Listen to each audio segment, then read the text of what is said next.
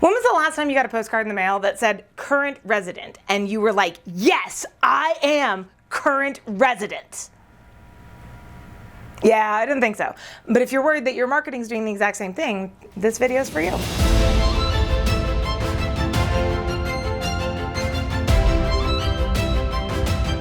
Here's the thing, we live in a day and age that has only gotten busier and busier and busier. And therefore, generic marketing is just getting ignored. If it doesn't feel personalized, if it doesn't feel like direct to me, if it doesn't speak to me, I'm not going to keep watching it. And this is where it becomes really, really important to make sure that if you've been watching me for any period of time, I talk a lot about making sure you know your target market so that you can build messaging that really resonates for them. Now, personalization can be as simple as like getting someone's name on it, absolutely. But that's not really what I'm talking about here.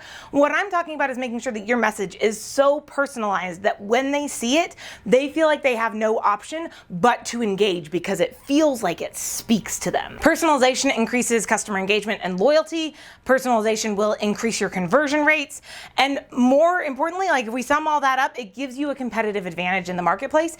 And in a marketplace where everything is coming down to like the slimmest of margins, any competitive advantage you can have is a good one. So there's a few ways to get going with this. First and foremost, if you're just getting started, you may want to sit down and just start by maybe like sending out surveys to some of your existing marketplace and saying, hey, I'm getting going, would love some information. You can always lean into your local SBDC. If you are US based, they have some great research people available. They're not going to necessarily give you like psychographic information as much to help you tailor messaging.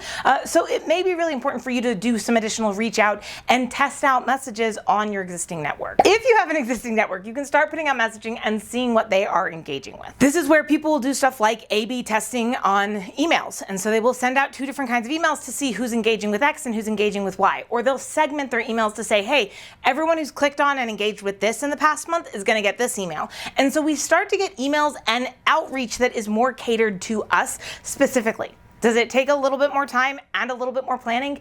Yes, absolutely. But you're going to be doing the marketing anyhow. Wouldn't you rather get some results for it? And the really cool thing is if you have a ton of data about your clients, your customers, etc., you can always put it into some variety of an AI, and you can ask it to summarize it and give you suggestions on how to market and tailor your message to that target market based on who they are. Now, I'm going to always throw out a caveat with this one, and just keep in mind, a lot of these learning models are like allowed to take whatever information you give them and use it one for their own training, but possibly elsewhere. So you may want to make sure that you're on a closed learning language model, if anything there. But if you have client information that you are comfortable sharing, you are comfortable uploading, or even just like a ton of overall data, you can pop it into a GPT or a Claude and just ask it to summarize it and give you some ideas on what to do. And on that note, let's talk about privacy and data concerns really quickly here, because I think we've all probably heard the story of Target when they started like really putting a lot of money into marketing and targeting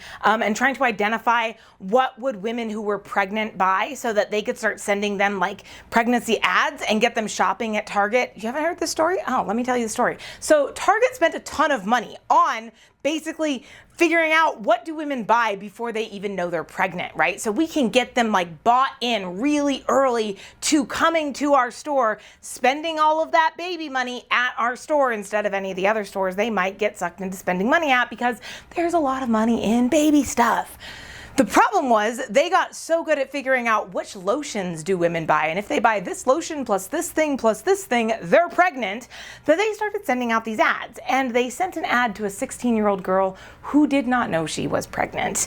Her dad saw it and had an absolute fit at Target, and it's become kind of a great little like warning for everyone to say, be careful when you are doing this kind of targeting. So all of that said, be careful when you are doing this kind of targeting. I don't want to scare y'all off of this, but I do want you to recognize that there are some levels that maybe are too far.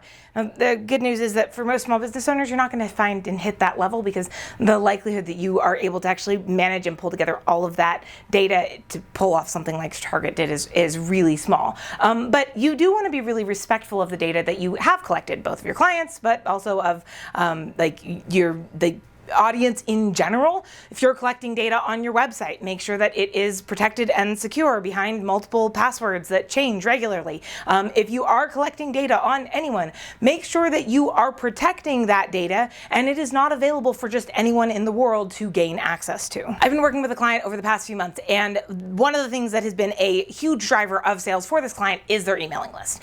And they have been able to send out emails to this list and generate thousands of dollars in sales in a single day, which has been great, but their open rates have been a little bit sketch. And to be honest, like, the sales should be really higher, much higher than they have been. And over the past few months, this client's gotten really, really good about segmenting down and saying, all right, we are going to really segment. So some of the emails that are going out to 30 or 40 people.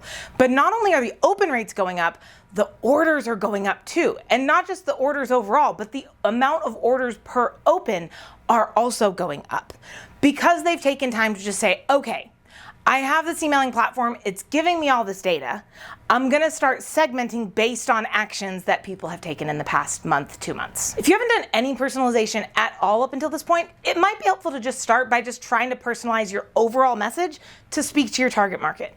If you've already done that, it may be time to start looking at, okay, how do I start to actually narrow this down a little bit? And maybe all of my emails don't go out to everyone on the list. Maybe these emails start getting segmented out. Maybe I have specific landing pages that only go to specific people. Maybe I have specific mailers that only go to specific people. Maybe I have posts that I boost to specific markets and audiences on my social media. There are a lot of ways that we can start to personalize and narrow down who's going to see something to make sure that they're going to be the ones who actually resonate with it. And it is 100% worth it to start researching and getting good at that this year. And if you liked this, don't forget to like and follow, because we'll cover more marketing strategies for small business budgets that don't rely strictly on social media next week.